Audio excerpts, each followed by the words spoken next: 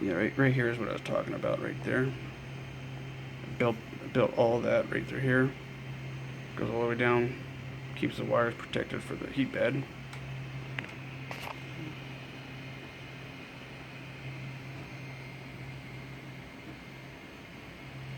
There's the control, kind of the control display, and then these wires right here will be in another chain like this, but they'll connect over here and kind of roll back and forth like this. So, but yeah, you can just prints off. This one's just ABS plastic. There's the spool.